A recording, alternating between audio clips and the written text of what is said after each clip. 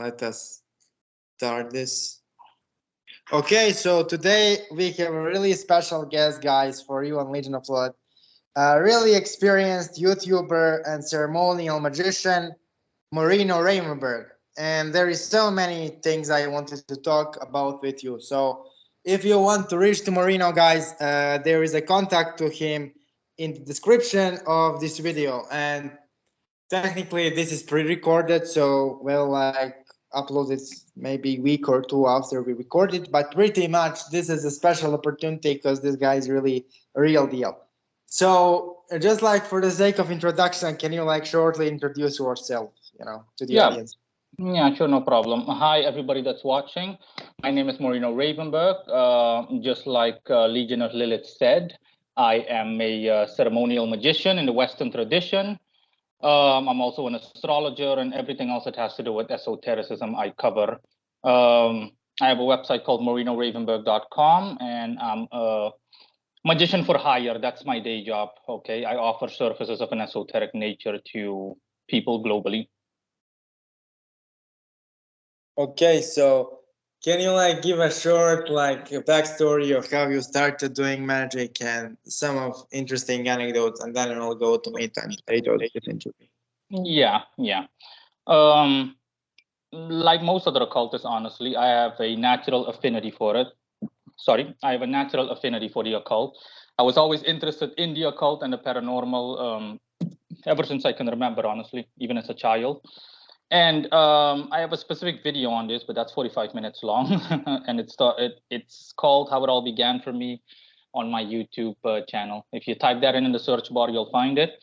If you're interested enough to watch it, that is. And shortly summarized, I started practicing around 2016, around 2015 to 2016. And I was essentially, I did the basic stuff that everybody did out there, I did the same cookie cutter kind of deal that everybody did down there, old school Golden Dawn workings and whatnot. And it was simply not to my liking because I didn't get any serious mention-worthy results. And I simply broke everything down and I stopped practicing for a year while trying to figure out, the who, the what, the where, the what, the why, and how. And I literally just put everything on the line and into developing my own system. And it was all about results, okay? Maximum results, okay? Actual mention-worthy results. And I simply refined it from there. And for me, it's just 24/7. I literally eat, sleep, breathe magic. There is never a moment where I have peace, essentially, to put it that way. I never take a break from work or anything like that. It doesn't matter where I am. Doesn't matter what location I'm in. I can do what I do virtually from anywhere. And that's also why it says on my website that I'm available 24/7, to the point where customers sometimes joke with me and they ask me if I ever sleep, because every time they even try to reach out to me, I immediately respond. And that's the kind of guy I am. I'm punctual. With me, it's all about, if you respond to anything of me, you comment on my YouTube channel on a video or something, as long as I have an internet connection and I saw the notification, I'm going to respond right away. And here I am, essentially. So pretty much, dude, what you said is technically true, because we reached out to you together, me and my girlfriend, and you replied within 15 minutes both times, and the request was pretty serious. With majority of people, I kind of have to dance around them for the interview, but you were heads on, and you were pretty clear that this is something which you do pretty much on a daily basis all the time, like magic ritual communication. And that's something which I found only myself and now you to be actually like that. Majority of people who claim to do it actually don't do it. They simply pretend to do it. But reality is majority of people don't have mental capacity for it. They break down pretty quickly. So I wanted to ask you something.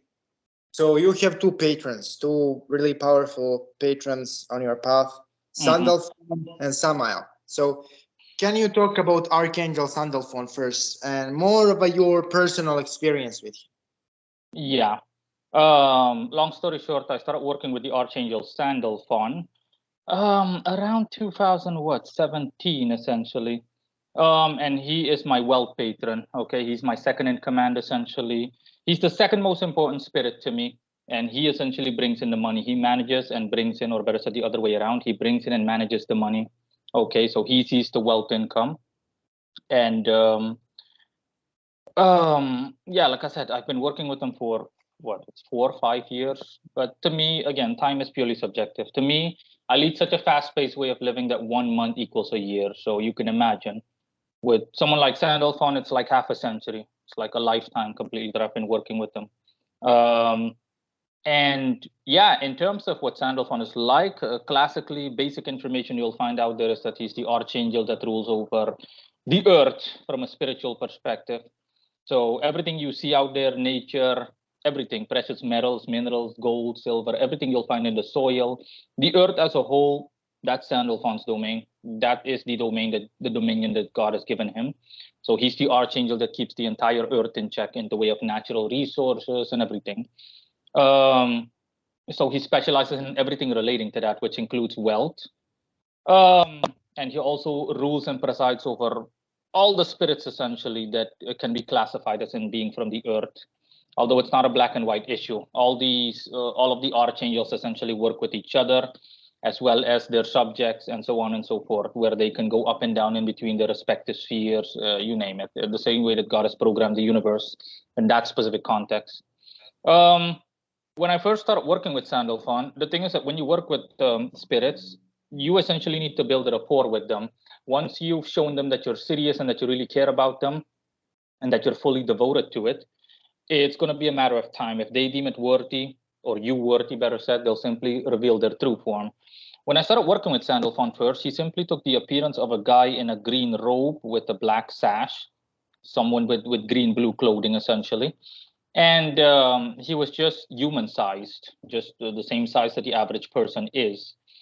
And after I think a year worth of working with him, I actually, or half a year, I got to see his true form, which is like most angels, honestly, similar to Archangel Michael or Michael and so on.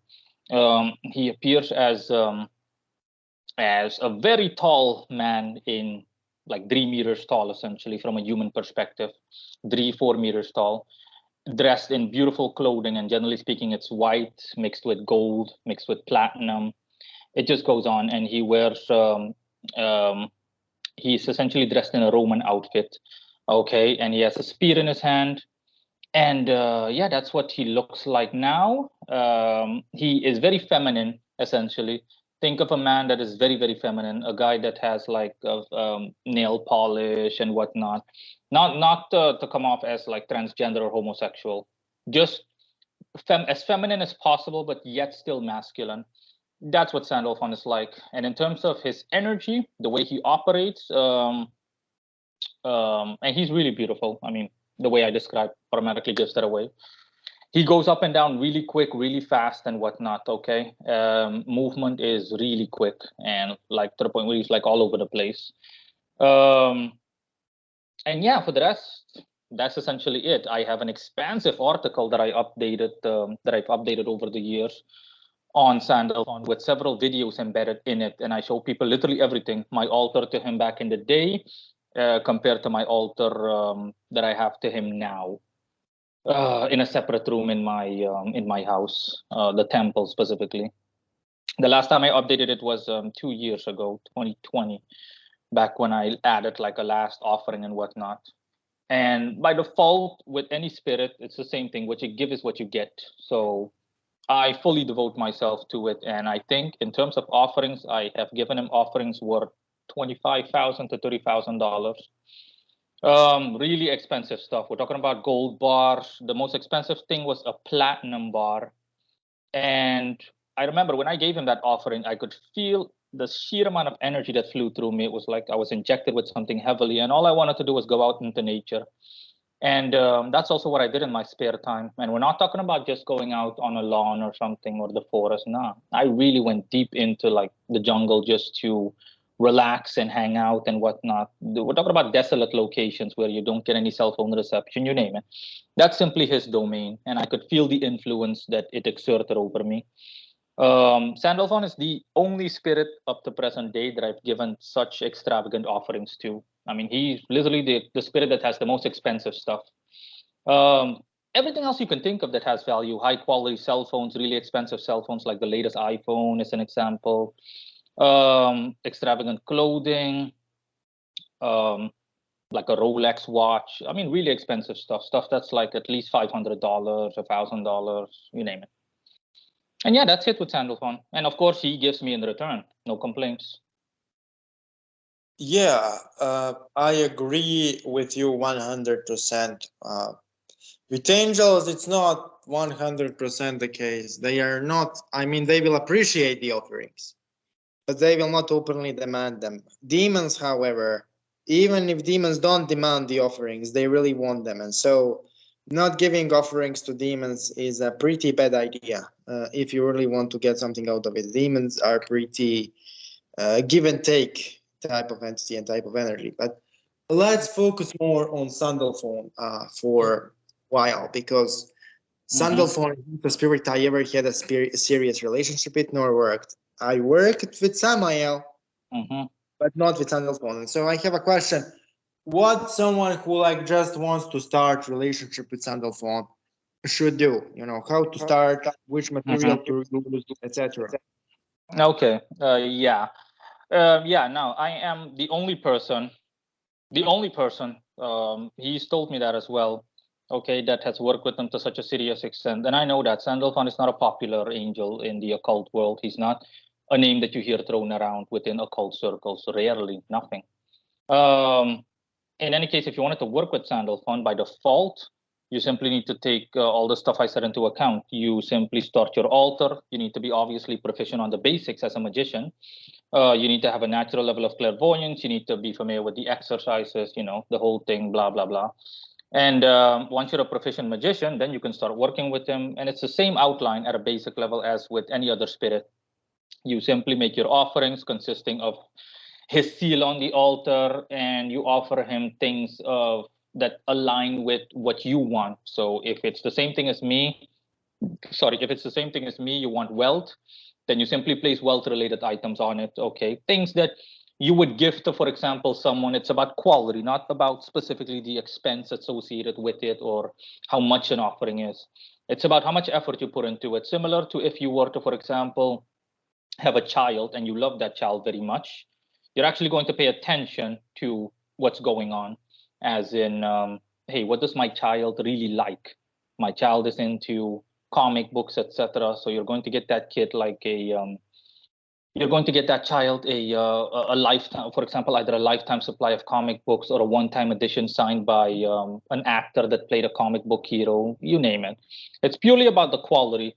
And to any person, it really shows how much you care, that you really care if you're willing to go that far. You're willing to go the extra miles in order to get someone something like that. And it's the same thing with any spirit, so therefore obviously the same with Sandalphon. You simply get him things relating to wealth, banknotes, diamonds, precious metals and minerals that cost a lot on the market, things that are by default really popular and that jewelry is made from or out of. Let's just say limited edition banknotes, you name it. On my altar, for example, I have also banknotes spread across. A $50 bill, a $100 US bill. I have a 50, 100, 200, and 500 euros. These are all rare, especially the 200 and 500 euros. The 500 euro bill, for example, is I think the rarest because the European Union stopped printing it. So, you know, it's available only in a very limited supply. It's no longer in circulation. And that's simply an example. Those are the kind of things. By default, it's about quality, and your offerings have to represent your intent, the reason why you're working with them. As in, I want this, so I give you this in return. And yeah, for the rest, you simply need to build rapport with him. Just stay at his altar, talk to him, and everything. And of course, you need to be able to do all of this stuff because you want to, not because you feel like forced or obligated to. And for the rest, everything will happen of its own accord. He'll essentially fill you in on the who, the what, the where, the why, and the how in relation to your objective, how long it's going to take estimatedly, etc., etc. So I need to like add a note there, like just a short sentence. So majority of people who work with spirits make a really dangerous mistake, especially the beginners, is they think the offering is replacement for the effort. It's not the case. Offering cannot be replacement for the effort. It can only be a substitute for the effort, a supplement to the effort, not the substitute. You still need to do the rituals. You still need to do physical effort. You still need to invest mental effort. What spirit is there for is spirit is to literally crash into the path phase of reality and put you into a situation where you have the craziest opportunities ever. So technically, regarding Sandalphon, so this is like a question for a lot of people. A lot of people will be interested because a lot of people want to work with angels and demons at the same time, and how kind of Sandalphon fits into that dynamic. Yeah, no, it's simply a matter of as above, so below. Okay, the angels, the celestial spirits by default rule over the infernal spirits, and a lot of people think that it's going to come into conflict when that's not the case. Because you, as the operator, you as the magician, it's all about you. Of course, you should not share, for example, one ritual space, as in literally the exact same small space. With two spirits. It doesn't matter what their alignment is. My point is alignment doesn't matter. If you want to work with an infernal spirit as well as with a celestial spirit, like for example, a demon and an angel, all of that is possible. They're not going to come into conflict with one another. It's all about you. They know what their places are, God appointed places in the universe. And they don't care about any of that. Okay. You're the main focus. The reason that they are in your world, in your reality, is because you allow that to be the case. I've worked with both of them, and I heavily prefer working with angels because angels legitimately care about you and they'll never forsake you or abandon you. They'll always have your back, etc. They're like the ideal parent.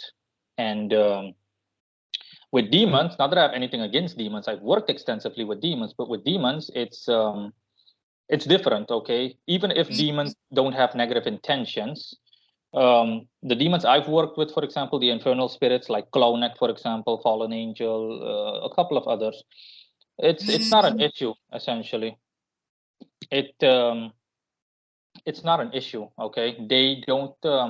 It's not like they were malevolent in nature. It doesn't matter whether they're malevolent or not. But the thing is that by nature they are destructive. So 9 out of 10 times things are not going to go well if you work with a demon. With Clowneck, I had the same thing because before Sandalphon, I worked with Clowneck for wealth, and he did get me wealth, but up to a certain extent. And there is a catch with celestial spirits, with angels and whatnot. There's no catch. There is no downside in general. If there is a downside, then you'll notice it right away, and it won't be something severe. It will be something minor or minuscule. But with infernal spirits, there is a catch. For example, with Clowneck, he worked through career-related opportunities, and he did get me better jobs that paid me substantially more money in my respective location. But the problem was that his nature by default is erratic. So I kept losing jobs every month or two.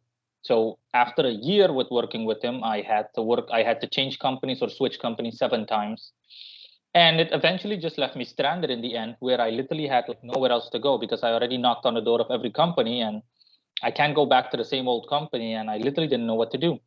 And I essentially was back where I started.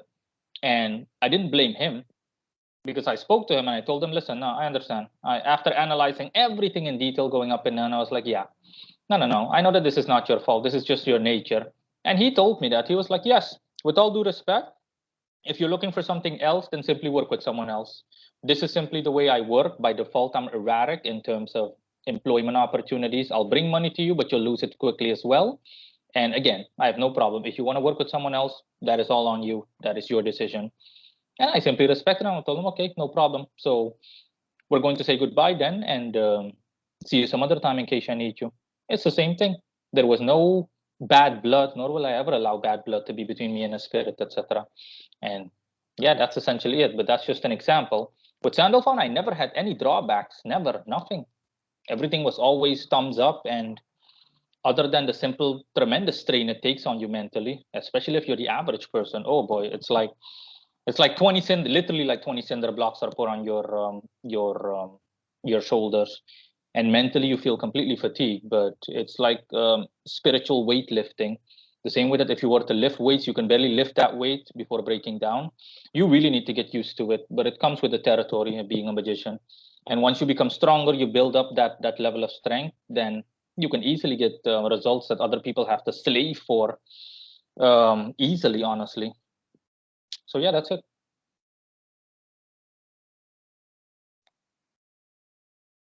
So technically, I agree with everything you said. I definitely agree with the fact that all of those spirits have God appointed duties, and all of them serve divine providence in their own manner. Uh, Contrary to the popular belief, you cannot be against God because God is all encompassing principle. And the entire Satanism thing is pretty much lack of theological education. It's absurd from a metaphysical point of view. So now we'll pretty much go to the next part of the interview, which is Samael. So Samael's kind of spirit you work most with. You have more content on Samael than all other spirits, more experience with Samael than all other spirits. And pretty much like I will let you here to introduce Samael as ever you wanna. Okay. Yeah, before I get to Samael, in relation to your last statement, yeah, I wanted to say, yeah, that whole thing about, for example, being against God and whatnot, that is just like a pop media hopeless misconception. And you're only deluding yourself into thinking that. No, you can't be against God. God is everything and nothing. God is responsible for everything you see. And every thought, even the thought of so-called being against God comes from God. So it's just, again, it's irrational to say the least. Okay, it's literally just, honestly, mental illness in a certain way. The thought has no value or merit whatsoever. In any case, regarding Samael, yeah, Samael is my number one. He's my patron. He is my everything. He's the most important spirit that he's the most important spirit in my life. He's the number one. Sandalphon is number two. Samael is number one. And classically, people know Samael as the archangel that rules over Mars and the planet Mars on a spiritual level, and deals with devastation and destruction and so on and so forth, which is true. Samael, essentially, his name means poison and or venom of God or wrath of God, and that name speaks for itself. Samael is essentially the embodiment of God's severity, the embodiment of God's wrath upon the world. That's why everything that has to do with violence, warfare, chaos, pain, misery in a violent way, shedding blood, agony, all of that has to do with Samael. He resides over all of that. And yeah, Samael is one of the most popular ones, but also in part because he is both good and evil. Okay, Samael is the only angel that is dualistic. So he is literally both. He is celestial and also infernal, in a matter of speaking. Also, literally, honestly, from a spiritual point of view. And I worked with Samael because Samael essentially checked all the boxes for me. Samael was really just the one that I was meant to be with, essentially, on a spiritual level. The second I came across Samael, I literally did not want to see or hear anyone else, so to speak. I remember when I became proficient, when I had my own system set up and everything started rolling, things started going well. I was thinking about choosing a patron, and I had it boiled down to Samael or Michael, to the point where they, hypothetically speaking, had like a mini argument over whom I should choose. And I chose Samael, and I haven't regretted my decision ever since. I mean, if things went the other way, I would have gone with Michael, and my career would have looked very differently, as well as my life overall. Yeah, I simply loved everything that Samael stood for, because for me, he embodies power, the ultimate form of power. In my own personal life, I found that I was lacking in fire in terms of energy. I simply lacked. I never saw myself as a wimp or a sissy, if you will, or as someone that's too soft-hearted. But generally speaking, I was more, naturally speaking, before I was an occultist, I was more the peace-loving type. I was not the type to really to really be dominant. I was, but in a different way, in a peaceful way. I wasn't the type to be straightforward and just have power overall. So Samael was simply the embodiment of everything I wanted to be, essentially. And my own oration to him that was on his altar when I first started with him was literally also, I want to be just like you.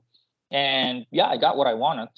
Okay, to the point where a customer told me once, I can see Samael in you, you know, you look just like him, etc. No. This was a long time ago. And yeah, Samael is simply the number one for me.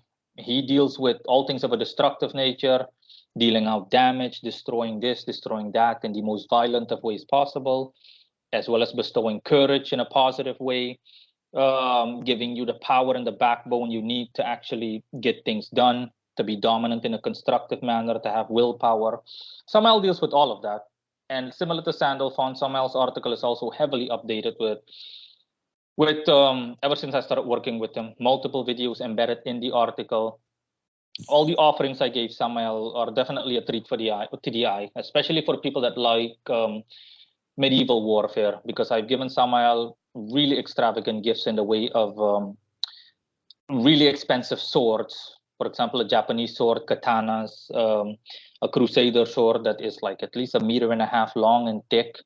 Really heavy stuff that you can't even lift easily. You really need to do your best. A shield, and everything else you can think of, essentially. Other than that, what generally speaking people also don't know is that Samael also deals with lust. So sex in a lustful manner. Because since he rules Mars, he also rules the zodiac signs Aries and Scorpio. Aries deals with all the other stuff I've already mentioned. Scorpio deals with death. Scorpio deals with, again, lustful sex in a lustful manner. So carnal desire and also intense emotions, etc., etc. Okay, that's also why Samael is the original angel of death. He is the angel that essentially severs your life cord when you die. Okay, he doesn't literally do so. He sends an emissary, which is usually the entity that we know as the Grim Reaper. The Grim Reaper falls under Samael. I have a video on the Grim Reaper. And but my point is, it all comes from Samael. Every death in the world, someone dies, etc. Samael gives the command. And yeah, that's it. So the third question, because like Samael, both you and I have content on Samael on channels extensively. But the reason why I will not go into approaches to Samael for beginners is because Samael is definitely not for beginners. The way he teaches people, the way he treats people, the way he triggers things in people's lives is not for beginners, because Samael is one of the few entities who is not the most merciful entity ever. Like, he will kind of put you to the trials you need to pass through. And some people simply don't make it. So for Samael, I think it's the best for us to like just give a philosophical overview of work with him. Now, the third question I have for you is a really important question. So this is like a complex question. I will phrase it. So this is the question of like ritual you used to offer, you don't anymore, about selling your soul to the demonic entity, what it means, what it entails. Can you tell us what it really is? Because a lot of people don't know.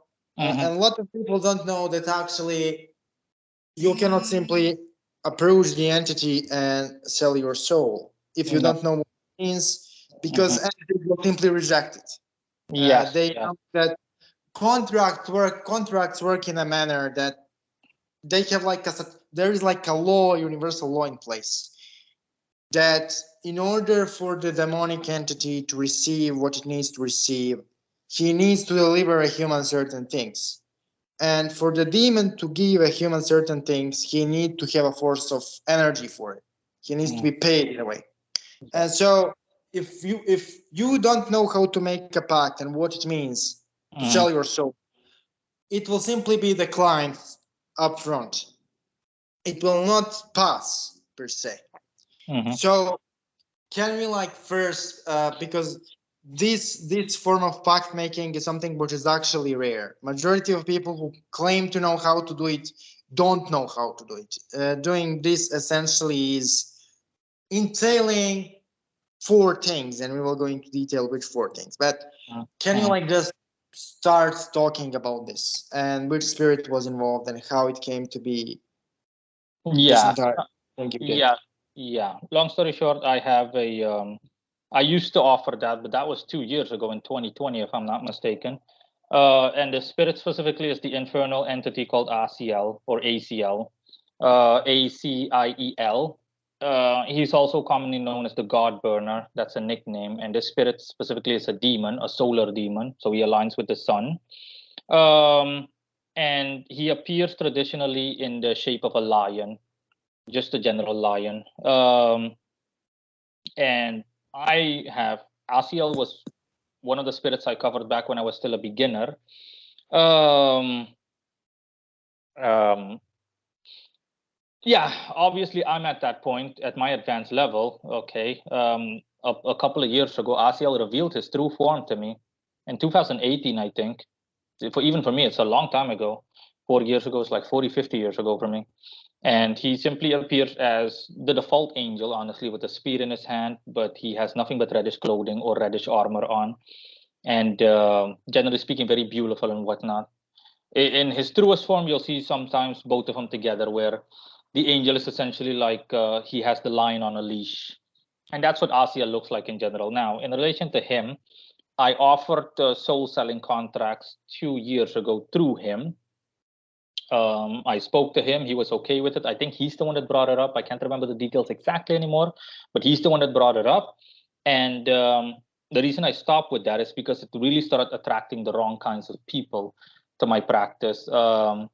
Essentially, people that are at the absolute bottom of society and people that literally have no way out and whatnot. And they essentially want to sell their souls. And even for me back then, I was still, me being who I am, I was still hypothetically speaking, only metaphorically speaking, surprised at the fact that people are willing to sell their souls so easily just for mundane things such as wealth, glory, riches, etc.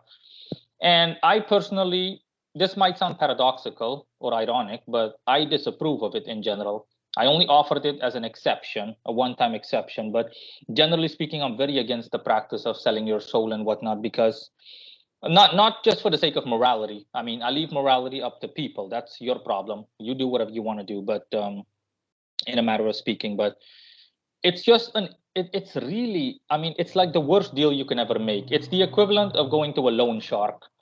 Okay, you go to a loan shark. You're desperate for money. You're about to be homeless, for example, etc. You name it. Your house burned down. It doesn't matter. You lost your car, everything, and you go to a loan shark and you want to borrow what, $50,000. The loan shark says, okay, $50,000, no problem. You're going to owe me 500,000, 10 times more, and it's due in 2 years. No person would do so. That's why people that go to loan sharks are these decrepit types of individuals. I'm not judging anybody, but again, they're the types that I touched upon. Okay, people that are at the absolute bottom of society, crudely put, deadbeats, losers, people whose life is filled with pain and suffering in general, and they simply flee to a loan shark essentially out of desperation, plain and simple. 99 out of 100 times. And it's the same thing for people that engage in soul selling deals or want to engage in soul selling deals. I have an article called "Is making a deal with the devil? Is it possible to make a deal with the devil, or does making a deal with the devil exist?" Also on my website, as well as the video embedded there, and you'll find it both on my website as well as YouTube channel. The second you look up devil or deal, you'll find it in the search bar. And I elaborate, I really touch upon the subject and I go into detail about it. There is something like that, okay, as in soul selling, etc., but it's in a realistic way. Okay, realistically speaking, what it is, similar to a loan shark, is that you essentially agree to serving that spirit when you die in the astral plane. Okay, in exchange for that, the spirit does free work for you essentially. The spirit doesn't have to be paid in offerings, nothing. The spirit literally says, okay, you're going to be my slave when you die. That's the agreement. It's going to be like what, 500 years, half a century. Okay. I'm sorry, half a decennium. Yeah. 5 centuries, 500 years, for example. And in exchange, I'll see to it that all your problems are solved to the best of my ability. Everything that your heart desires, I'll do my best to make it happen. And I'll free you from the hell that is your life. That's the realistic version of it, and I've seen people engage in stuff like that. Okay, but it is ill. It's really such a bad. It's the worst deal you can think of for reasons I already mentioned. Okay, putting for an example the loan shark example, or putting up the loan shark as an example. Nah, it's just you're at a deficit in any way, shape, or form. I, for example, would rather die if I were the average person, even. I would rather die alongside the street, honestly, than make a deal with the devil. But I'm not going to make a deal where I live, for example, what, 60 years? Okay, I'm old and I had a good life, great life, I had everything, wealth, women, everything. And then I have to serve an entity as one of his freaking lackeys, as one of his leg boys for 500 years. It's just the deal is horrible. It's just offensive. Again, the only people that would actually even remotely think about this are people that are hopelessly desperate, people that have no life and they don't care about eternal damnation. Because you're not going to go to hell or anything like that. You're going to serve the spirit in the afterlife, and judgment day will determine, God will determine on judgment day what will happen to you, or as he deems fit earlier. Okay, that's why he's God. He does whatever he wants, whenever he wants, however he wants, all the time. But yeah, that's it in relation to making a deal with the devil. Now, how it works by default is that you either contact like someone like me, a proficient sorcerer, someone that actually knows how things work, or you're a proficient magician in yourself. And instead of making offerings to a spirit, which I heavily recommend because it's easier, you can opt out at any given moment, as opposed to a soul selling deal. You tell a spirit, okay, listen, I have no offerings, I have nothing, but I really make this deal with you. We can make the agreement, we can shake on it, etc. Are you interested in me selling my soul to you? So I'll be your slave in the afterlife for a time as you see fit, an undetermined amount of time. And in exchange, you literally give me everything that my heart desires, everything that you see in my heart, that you see in my mind when looking at me. And that's also why never under any condition, unless God wills otherwise, will a celestial entity, an angel or anything like that, engage in a soul selling deal. The mere thought is offensive, like there's no tomorrow for them, because it's pretty much the embodiment of corruption, of moral corruption. You can't get more morally corrupt than that. And yet realistically there are people that do things like that, but it's not literally so much soul selling. You have people that essentially say, hey, listen, you can have my firstborn child, you can have this, you can have that. And these spirits are either infernal spirits or they're just miscellaneously malevolent spirits. It could be alignment, doesn't really matter, but they're non-celestial for sure. They can even be pagan, but even pagan spirits have standards. So you'll have a hard time finding a spirit that will engage in a soul selling deal. Generally speaking, only exclusively infernal spirits will agree to something like that. And yeah, for them, obviously, it's a sweet deal. They get a slave for what, 5 centuries, and to them, giving you all the things you desire, it doesn't matter what it is a drop in the bucket for them. It's like what? It's a year's worth of work for them, and they get 500 years in return. It's like paying someone $1 and you get $500 in return. So obviously they'll agree to that, and they're infernal. So for them, this is part of who they are. It's in their nature. That doesn't mean that they're deceptive or anything. The rules are clear, and this is not something that you can opt out of. That's the whole thing. Once you sign this so-called contract, you're hooked. End of story. Breaching said contract will lead to tremendous problems. Okay, I've seen it happen to people in real life. Not that they sold their souls, but they, for example, gave up their firstborn children. They made some kind of offering, essentially, where that child essentially belongs to the entity that they served or worshiped. And it's not working with the spirit. It was more worship, because these were mundane people. It still happens all over the globe. And they were in breach of contract. They did something to piss the entity off, and the entity wreaked havoc on them. All hell broke loose in their lives. You name it, the entire household and family collapsed. They descended into tremendous poverty. They're, for example, a family, the children of the household became mentally ill. One child went to prison. One child was institutionalized. All of that happened so fast, in like a year, less than a year even. And yeah, that's essentially, and I can't blame the entity. You're in breach of contract, so his mentality is, I'm coming for your ass. The same way that if you go to a loan shark, you're in breach of contract, the guy literally just tracks you down or has you tracked down, and he's like, okay. And he has a group of gangsters with him, and he's like, okay, break both of his legs, chop off both of his arms. And yeah, you're going to be left limpless, hanging by a thread, your life hanging by a thread. And that's essentially what the realistic version of making a deal with the devil and the soul, the whole concept of soul selling is all about. One last very important thing that I need to add is that selling your soul, the most important thing, is not possible. All the stuff I said is in relation to your astral body, okay? Specifically, again, by default, man exists out of 3 dimensions: mental, astral, physical. You've got your astral body and your physical body. Your astral body is responsible for all the emotions you feel, your mentality, everything, okay? These are the building blocks of your personality, essentially.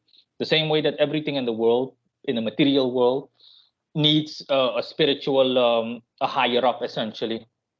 In the same way, you need an astral body to be able to manifest to be able to function continuously in the physical world. Without your astral body, you'd literally drop dead, because you're literally nothing but meat and bones, skin and bones.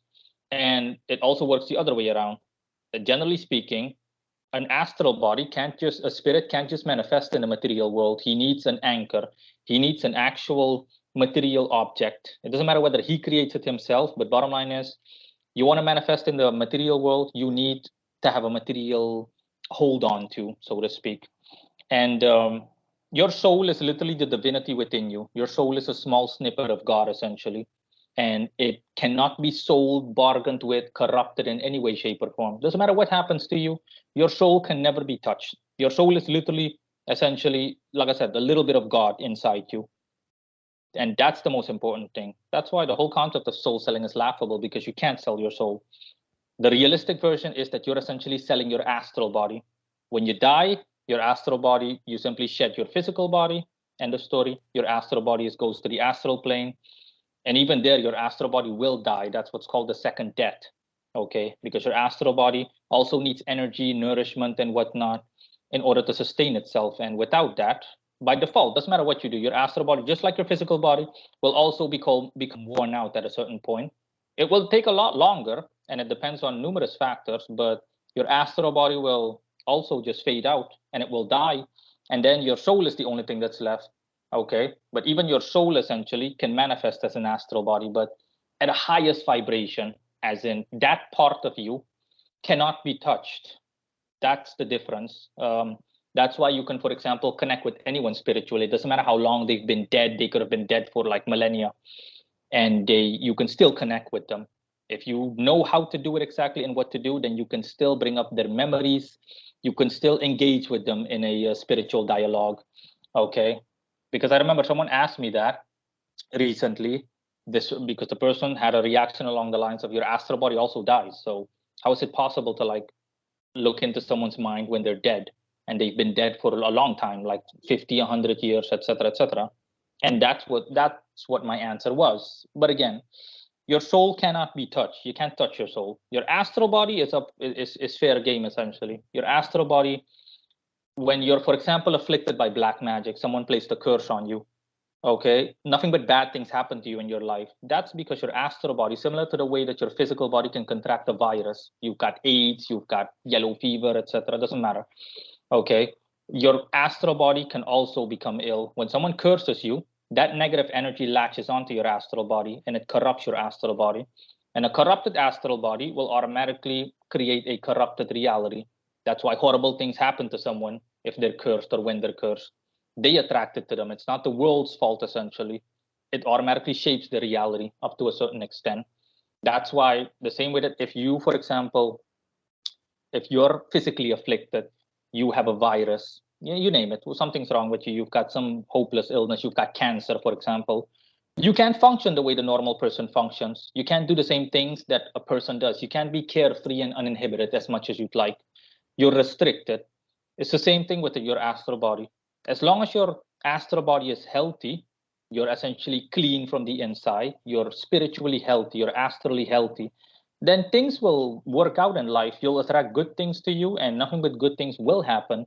Okay. But if you have like nothing but negative energy on you and your astral body is completely corrupted, then you better believe that life is going to be a nightmare. Nothing but bad things, horrible things will happen to you. Okay, everything that the average person fears. Okay, poverty, mental illness, you name it, all the ills of society, all the negative aspects that society essentially dislikes. And yeah, that's it.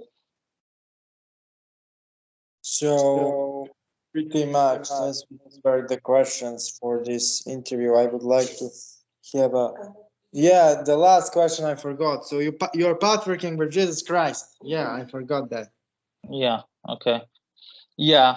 That wasn't so much path working. The thing is that in 2019, and some people might have difficulty, I don't know, swallowing this or coming to terms with it.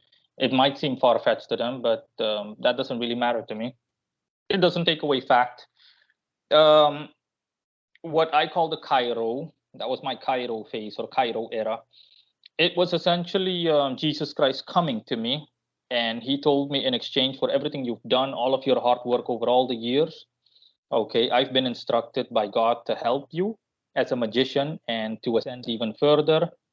And yeah, that became the backbone of my practice. I remember that I stopped working with the spirits that I worked with, literally. Okay, all the others were commanded to simply keep themselves in the background and to go back to their positions, including Samael and Sandalphon. And it was a major change in my life. Okay, because essentially I purely relied on my own power. The Cairo is essentially just the how should I put it? It's a Superman-like version of one's astral body. So essentially, spiritually or astrally, I have the strength with the regular Cairo. I had like the strength of 50 men, 100 men, roughly estimated, 10 men minimum. So I could do things myself. Any kind of magical working that I was reliant on the spirits that I worked with for, like Samael and Sandalphon, I could simply do myself by simply sending energy to someone, by generating it and then sending it their way, etc. That's why there was a heavy emphasis laid on that back in the day in 2019, regular Cairo. And a while ago, I reached my pinnacle because I remember I worked with with Jesus Christ for like a year, approximately a year and a half. And unfortunately, it did have minor drawbacks, honestly.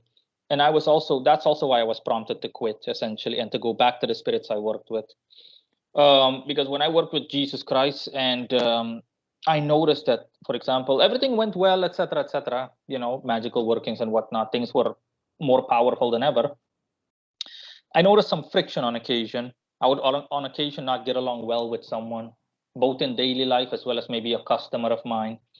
And I know that that's where it came from, because by default, the higher beings, essentially, the second you, hypothetically speaking, as an occultist, come close to God, you only metaphorically speaking, it's impractical, because the thing is that the spirits that you work with, like for example the seraphim angels, those that the ones that serve as God's bodyguards, these angels, working with them, despite the fact that they have tremendous power that you'll never come across anywhere else, so to speak, working with them is impractical, especially if you have mundane goals in mind. You're going to notice friction. It's essentially overkill. It's the equivalent of crushing an egg with a sledgehammer instead of with a regular spoon. It's impractical. That's also why I've told people in the past, and I've made a very good point of this, including my customers. It's not all about power. Never only focus on power, because potency only goes so far. You need practical applicability. You need flexibility. Okay. If that were the case, if it was all about power, then you would only have ceremonial magicians that do the heaviest of work, essentially. And you wouldn't have people that work with any other spirits. You wouldn't have necromancers, etc. But it does not matter. A necromancer, for example, can attain substantially better results compared to a ceremonial magician, as long as the guy really knows what he's doing, he balances things out well, and his goals are adapted. Because the dead, obviously, compared to the spirits that ceremonial magicians like me work with, they pale in comparison. I've worked with the dead. I have had I have extensive experience in necromancy, not ritualistically, but all across the board, or not just ritualistically. And I noticed the difference. And when I first connected with a dead person, I was like, wow, this is it. I was like, yeah, don't have to expect anything, honestly. Because once you've like lifted 100 kilograms, 200 pounds of spiritual weight, then it's like lifting what, 1 pound. And you're going to be like, oh, okay, this is it. Wow, really? I can barely feel anything. And that's what it's like working with the dead. But again, it's not all about power. In some aspects, the dead can do things better because they were alive at some point. You work with, for example, a guy that was a banker in his life. The guy knows money. He knows what to do, how to do it, and he can help you quicker than, for example, or more proficient in keeping with your, or more in keeping with your wishes as a human being compared to a spirit that specializes in wealth, especially if you, for example, don't know exactly what you're doing, how you're doing it, etc., etc. My point is, it's not all about power. And that's when I was prompted, essentially, because Jesus told me, yeah, my energy, unfortunately, is causing slight friction in life. And again, it's too powerful for some of the goals that you have in mind. That's why you're noticing what you're seeing, for example. And he simply told me, it's okay, you can go back to working with the spirits that you work with. My power is permanently attached to you.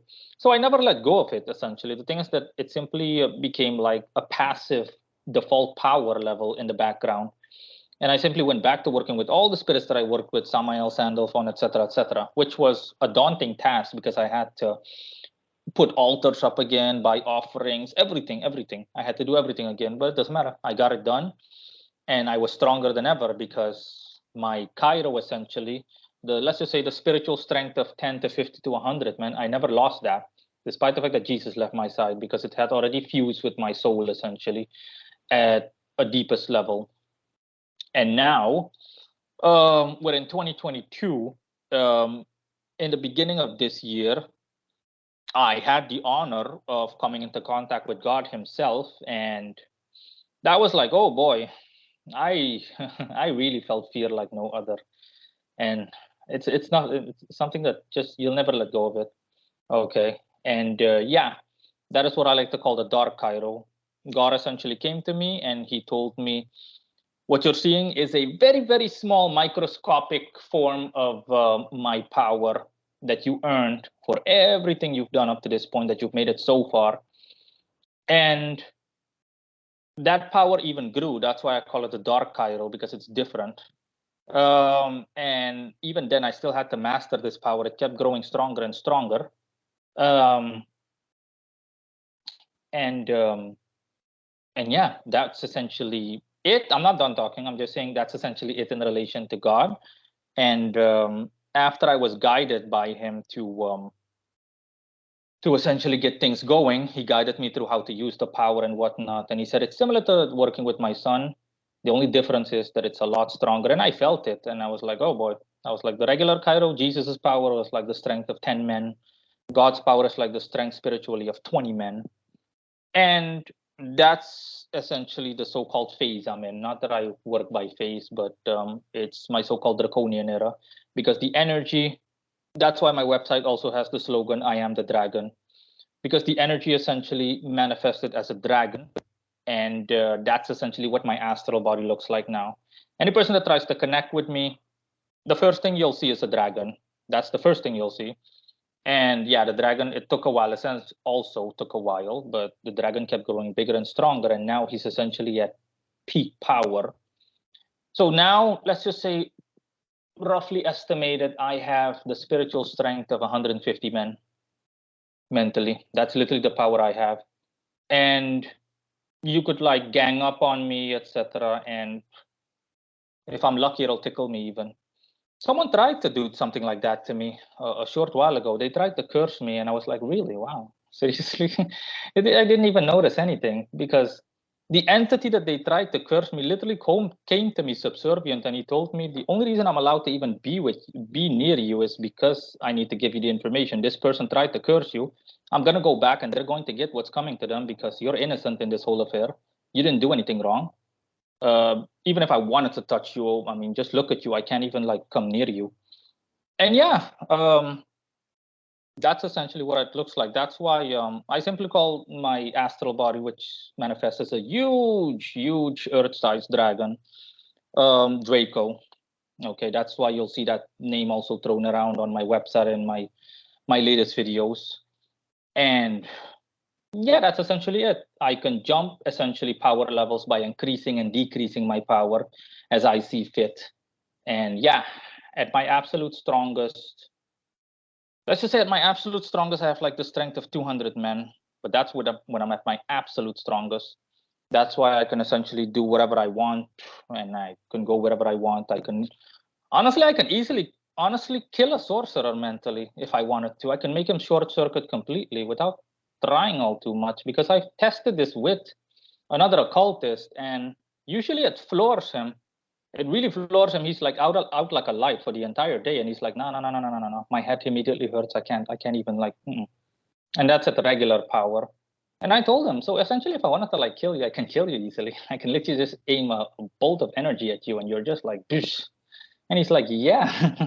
The very thought scares him a little, but yeah, not that I intend on doing so. Absolutely not. I find it highly disrespectful. I would never dream of attacking another sorcerer or another person unless it's absolutely provoked and you really just disrespect me in the grossest of ways. You're just asking for trouble. But yeah, that's essentially it. That's where I am at spiritually in my practice. And yeah, this is like the pinnacle of my achievements. When I first started, I legitimately, purely only wanted one thing, is to be as close to God as possible. And yeah, I have that now. And yeah, that's it. I'm done talking. Okay, so I just wanted to like add a few notes to this, some of my own like experiences, and then we can have a little back and forth and then end the interview. So pretty much what you are saying.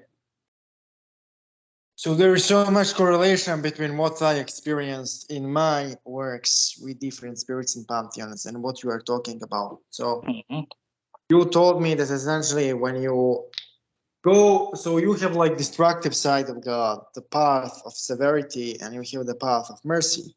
And beyond those two pillars per se, and beyond the trees as we know them, of the cliff of the Sephiroth, beyond those levels of energy, there is a primordial form of God, the primordial form of the divine. And there are many descriptions of that primordial form, but the dragon seems to be most common description of that. Yes, that's why the dragon is also mentioned in the Revelations. Yeah, in the book of Revelation. Yeah. Essentially, the dragon, majority of people associate the dragon with Satan, but in reality, the Satan as the dragon makes sense only if you talk about the negative aspect of divine. But there is a more pure form of God, which is the dragon in a true sense. Yes. Manifesting as that primordial source of all life. Yes. And it's also known as like traditional Balkan magic, for example, that all of the fairies and saints and all of the demons come from the dragon. The dragon is the top of the pantheon. So it's also known in kind of Judaism. They refer to what you're saying as Ein Sof, undivided oneness. And pretty much what I wanted to say is that all spiritual paths end in that one point, and in Ein Sof. So even work with demons with negative energy should be used to commune with God and with the divine. The problem is people don't understand it. And so if you work with negative energy only to gain material stuff, you will succeed, but because you will not be spiritually ready for the negativity, it will kill you. What all of the money is worth if the negative energy is so high that you go nuts? That's why people need to be really careful regarding pacts and things of that nature. Because the reality of this is that, here's the thing. Once you do it, you will find out it's real, but it's too late. People do it for fun, and that's kind of easy way to kill yourself. Now, I wanted to talk about Samael for a while. Because there is a lot of magicians who, don't want to work with angels at all because they are anti-demonic and shit. But they don't understand that the top of the demonic hierarchy is actually Samael, is actually the archangel.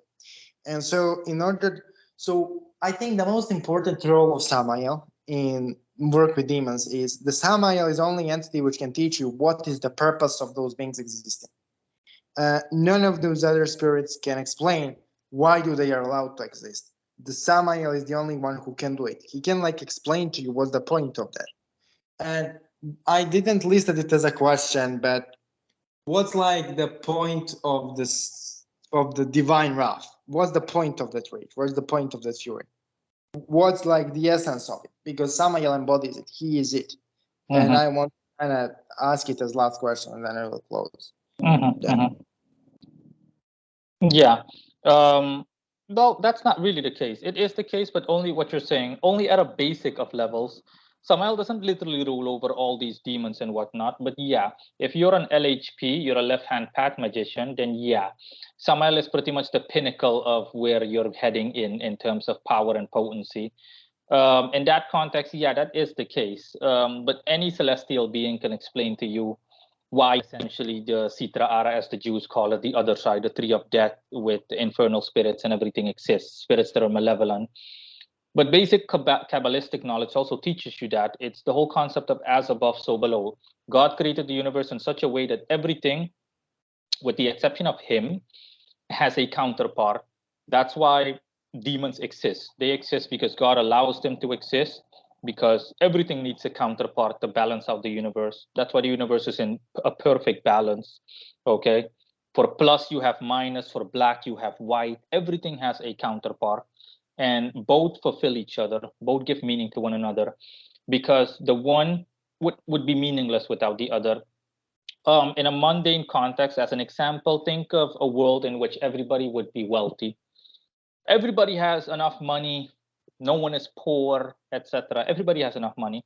The very concept and notion of wealth and poor would not exist. Okay. The same way that, for example, if there was no death in the world, the whole concept of the whole notion or concept of life would not exist. People would not understand the concept of being alive because there is no death to counterpart it. There is nothing, as in being alive is just the default state of being. It's the same thing. Okay.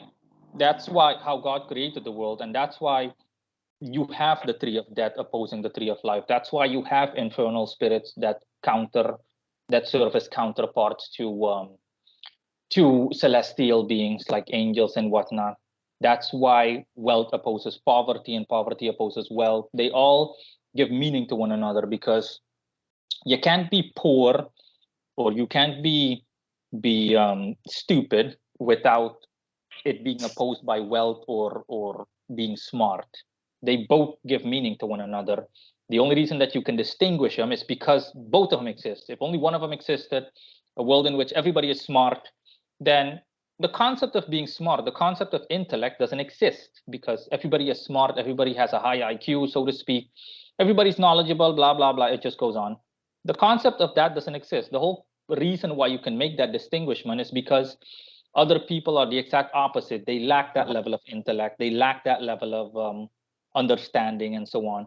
That's how you can distinguish, as in, hey, this person is smart and this person is ignorant or stupid, bluntly put. That's how the world exists, and that's why and essentially, yeah, that's why you have essentially infernal spirits. In relation to left-hand path magicians, what I would advise them, so to speak, in relation to their practice, because I have discussed the left-hand path extensively on my website as well as YouTube channel, but my last video, the header spoke for itself. It's called the impracticality of the left-hand path. And it's impractical, essentially. It's like taking the more difficult route that leads to the same location. Okay. You can take that route, but you only take that route once you're already proficient. I never immediately said I'm going to climb the tree of death, because common sense tells you that it's no. It's like wanting to run when you can't even walk or crawl. You need to go through the steps of comparison. Once you have built up the spiritual strength, then you can say, okay, let me see what the dark side looks like. Let me see what it looks like to deal with negative energies and whatnot. But if you choose that right off the bat, when you're not even proficient, or if you're just a beginner, you're going to run into trouble. You're literally going to run into trouble. And again, the whole notion of the left-hand path and quote unquote demons being cool and evil being glorified is just pop media nonsense. In reality or actuality, any magician worth his or her salt, you're free to work with whatever spirits you want to work with. But if your focus is purely on maximum results, getting ahead, and really just reaching divinity and just getting everything that you want, it doesn't matter whether what you want is mundane, whether it's just superficial, you want to be rich and famous, blah blah blah. It does not matter. You can attain all of it, but all of it will have to go through celestial spirits. But if you only want to work with infernal spirits, then you're deliberately confining and or restricting yourself because you refuse to go beyond that point, which is okay. But my point is you need to be aware of it. There's a limit to how far you can go. And I would only advise doing so if you're a proficient magician. Once you've already done the basics, you know you can gauge or measure for yourself that, hey, I'm strong enough and I really love working with infernal spirits, so I'll work with them. No problem. It's like a snake handler working with snakes. You can work with them as much as you want, but you need to know how to handle them, because if you mishandle them in any way, they're going to strike and you're going to get hurt in the process. So you need to know what you're dealing with. The problem is that a lot of people out there, they just buy into the whole nonsense of demons are cool and the whole pop media crapola, honestly. And it just it misguides them, honestly, and it puts them on a path of self-destruction. Yeah. And yeah, before you know it, these people become like mentally ill and this and this and that, etc., and their life goes down the drain, and it just goes on. Yeah, it's like, but here's the thing. So I filmed the multiple videos saying exactly what you're saying. I honestly consider this form of propaganda we see in a cult community as a form of charlatanism, really dangerous, really destructive, and really disgusting form of charlatanism. Because to be honest, the goal of that charlatanism is to attract clients, to attract people who will pay for pacts or rituals. Or Most definitely. Yeah. And yeah. to me, I feel like keeps telling people the same thing you are telling, that demonic entities can bring you closer to God. You know, the Job was closer to God than any other man when Samael beat him up. But it's extremely difficult, and it destroys 7 out of 10 people who go if you don't learn to adapt to that negativity, which is a process on its own. You pretty much need to rotate rituals in which you ask for things and merge with them, with rituals in which you simply accustom yourself to the negative energy you absorb. So you need to have a really careful rotation of attunement and absorption of negativity. Yeah. The point of that is essentially God has 2 hands, the right hand and the left hand of himself. With the right hand he creates, with the left hand he destroys. And the point of that path, material gain is a part of it, because essentially this reality is mostly comprised of dense negative energy. So philosophical undertone is you absorb material things in order to absorb negative energy within that matter, in order to get negative side of God to come to you and you understand it. That's the rationale behind that left-hand path, spiritual materialism. But it has to be in line with the purpose of the left side of the universe. You cannot call those beings, and try to make them what they are not. If you approach tiger as it is a sheep, you will be eaten up. And one last thing regarding that entire discussion with people is, there is like a ridiculous notion today that everything people wrote before 21st century is somehow a form of propaganda by someone. And it's absolutely ridiculous, because you don't have to be a genius in order to figure out that paper back in the day was extremely expensive. And only the most important thing was written down. And so the notion that somebody would spend billions and billions of dollars just to write useless propaganda and preserve it for future generation is ridiculous. So yeah, one last question. Okay. So in your writings, you talk about Bornus rite a lot, a Bornus ritual as a form of exercise. No, then I mixed up. No, you didn't miss anything. Yeah, I do have it on my website and YouTube channel, but it's only one video. It's just it touches it upon the Bornless ritual. that is mentioned in the Lesser Key of Solomon book, the book The Goetia specifically. It's simply the introduction that says, I invoke thee, etc., O bornless one, O headless one, etc. And I simply explain to people how this ritual can benefit someone on a practical level. And I think, if I'm not mistaken, it even applies to mundane people. So you don't have to be a magician to be a qualified magician to be able to engage in it. And again, if I recall correctly, it attracts aerial spirits to you specifically. I'm not entirely sure, but it attracts one form of elemental spirit. So if you recite that thing, and I even recite it in the video to demonstrate to people how you essentially pronounce everything, then you, especially at the end, because you have like a mantra at the end that you're not supposed to repeat, but it's hard. It can be hard to pronounce for some people. And I told them in a practical, down to earth, straightforward manner that reciting this automatically attracts aerial spirits to you. So these aerial spirits will essentially carry out your wishes. If you recite this every single day in alignment with their own nature and to the extent to which they can do so.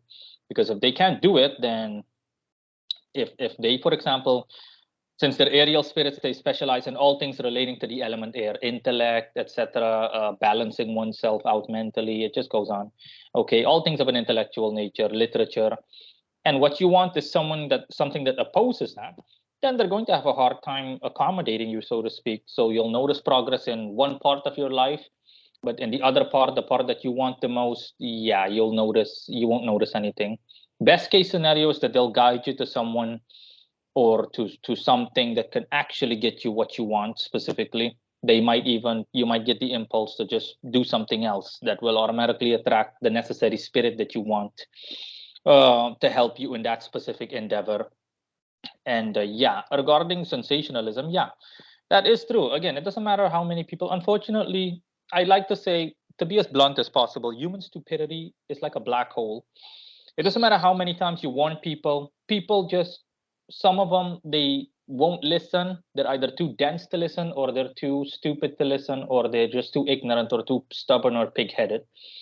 And I said to people, it's like, again, it's just sensationalism that is gift wrapped and then it's sold to you. The whole point is to make it as sensational as possible and to thereby attract the wrong kinds of people that are ignorant. So these people will eat that stuff up like it's nothing, like it's a meal. And by the time they realize that that it has no real value, if they ever realize it, then it's way too late. And the person selling that sensationalist nonsense has already sold 100 copies or 1,000 copies or 10,000 copies, and the person's already made his money, and he's like, yeah, baby, I'm good. But it has little to no merit, honestly. It's just literally just the equivalent of I almost want to say a televangelist, someone that essentially pretends to hold a church sermon and says, I can heal people, come to me, Jesus will save you, etc., etc., etc. And these people just get swindled for an insane amount of money. And what the person says has little to no merit. So yeah, people that are familiar with basic televangelism know what I'm talking about. Yeah. So since this channel is about Lilith, the last question will be, you have like I think you didn't work with Lilith really, really elaborately, but like, what's your experience with her in short notes? I have worked with her elaborately, but the thing is that I'm past the point where I work extensively with spirits. Essentially, if I work with a spirit that I'm not used to working with, then I do so mostly for a customer, etc. Other than that, even the false spirits I work with, I have a team of spirits other than Samael and Sandalphon. Those two are at the head, Samael being number 1 and number 2. But by default, I have a couple of other spirits that I work with for my own personal purposes. And if a customer of mine comes by and he wants work done, then I usually fall back on one of these gentlemen. But generally speaking, in the wake of my power, I simply do it with my own draconian energy, my divine draconian energy.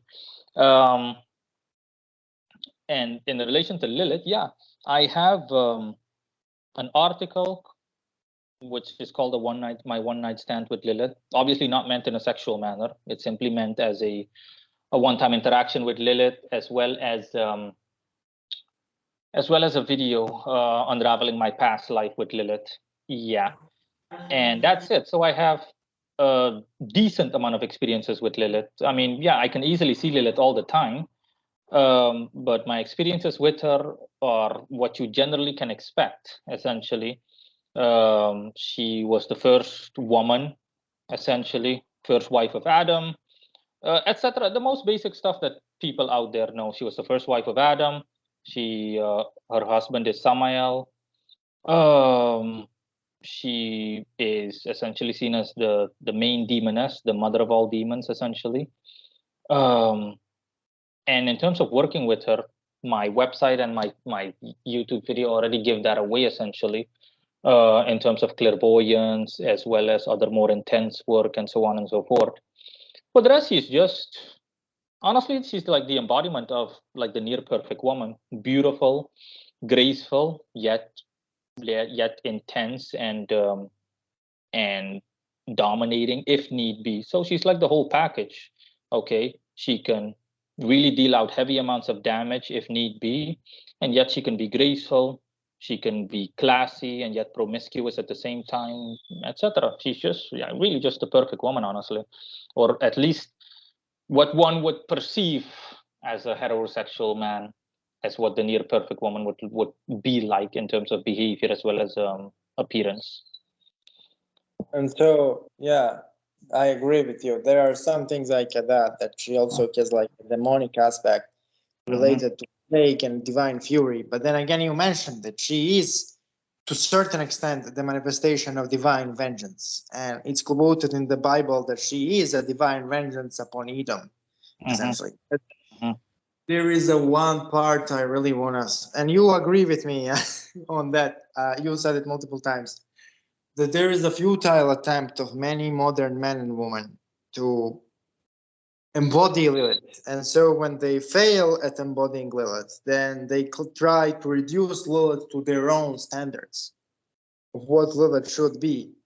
And that's so ridiculous. I mean, you cannot be like the Lilith person and then have victim mentality, or not accept difficulties in life, or not fight against adversity in a way that Force does. Because regarding Lilith, you kind of notice already as somebody who summoned her, she really tends to come with the aura of chaos around. So you cannot like confine Lilith to any form of stability. And so work with Lilith demands infinite adaptability to progressing forms of chaos. Yes, yeah. The best way to put it is translated to a mundane context. Lilith is almost like essentially a medieval queen or a queen reigning over a medieval empire, and she can be both. Essentially, she is like strong, and yet she's graceful. She has a gentle touch, and yet it can also be very stern. Essentially, so really just destructive but also graceful at the same time, literally just truly an empress, essentially. In the same way that you have an emperor and an empress, the empress can also take care of things. She can, hypothetically speaking, also rule the kingdom in her husband's absence, so to speak. And in relation to mimicking her, nah. If you work with Lilith, you're a woman, for example, obviously Lilith will have a more profound impact on women than on men, because if you're a woman, you're a woman. Lilith is feminine in terms of not that she's gender aligned, but I mean she's feminine in terms of energetic alignment, if you will.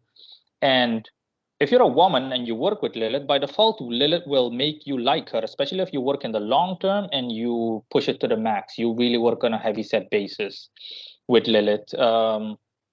Lilith will automatically, if you're a docile submissive individual, Lilith will make you an empress, essentially. Best case scenario, you'll be just like Lilith, and you'll learn how to do things like stand up for yourself, to not take anything from anybody, to essentially put people in their place. You'll easily notice that you'll have like dominatrix tendencies about you. That's why the astrological mini planet, or the celestial body, the black moon, is literally named after Lilith. Okay, in astrology, the black moon is identical to the regular moon, but as opposed to the regular moon, the black moon, known as Lilith, stands for hidden emotions. Okay, Whereas the regular moon just stands for open and straightforward emotions and one's emotional state of being. And Lilith essentially is the exact opposite, okay? A hidden state of being, essentially hidden emotions that can really be surprising and shell-shocking in the best case scenario as well as the worst case scenario. So yeah, she is, it's a true testament to the fact that she is Samael's wife, because she is also dualistic. It's the first time that I've realized it. I never really bothered to really just think too much about it. But yeah, she is also the only other spirit I know other than Samael that is dualistic, that embodies dualism. But she's more of the female version of, if you will, so to speak, of Samael. But that's also why she has both Jupiterian as well as Martian properties. She has embodiments of mercy as well as of severity. Yeah. So one last question. I mean, but this is really the last question because you have your time, and Yeah, it's this fine. was really good interview. So last question is like, I am retarded regarding astrology. I need to admit, like absolute retard. I know nothing about it, but there's like a lot of information about Lilith as an astrological thing, right? So what is it? How one can use it in magical practice and how to utilize it? Just say anything you know about those things. In all honesty, nothing really. If you don't know anything about astrology, and you want to incorporate it into your practice, if you want to incorporate Lilith into your practice, the celestial body Lilith, you would have to incorporate the entirety of astrology into your practice. So you would need to be knowledgeable on astrology, at least at a basic level.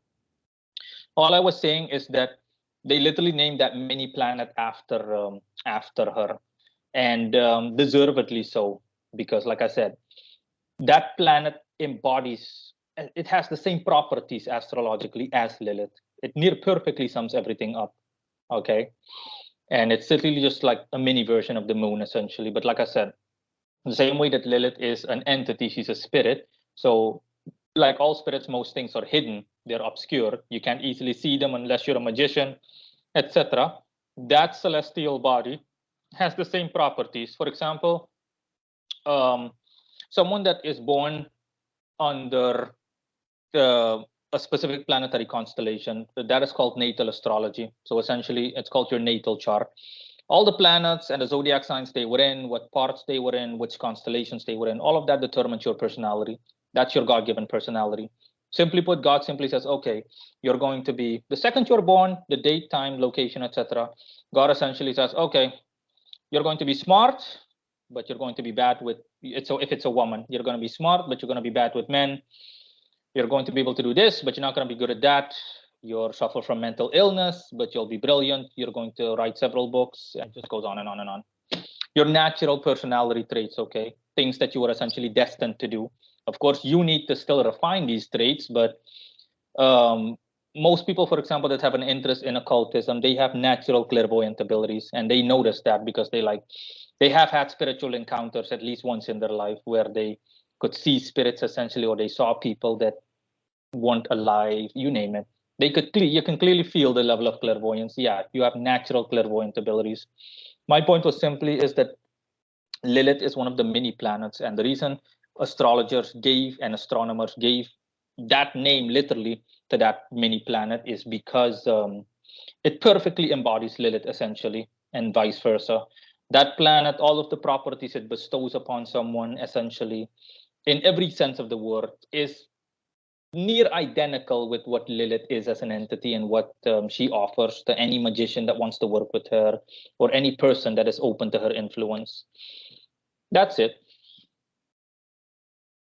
Okay. So thank you for a really good interview, and yeah, this was really good, useful interview with a bunch of useful information, guys. So if you want to reach Morino Ravenberg for anything, check the links in the description. He also has amazing YouTube channel, so check that out too. Thank you, Morino, for being our guest, and we will see each other soon. So talk to you soon for being here. No problem. Bye. Thanks for having me. Bye.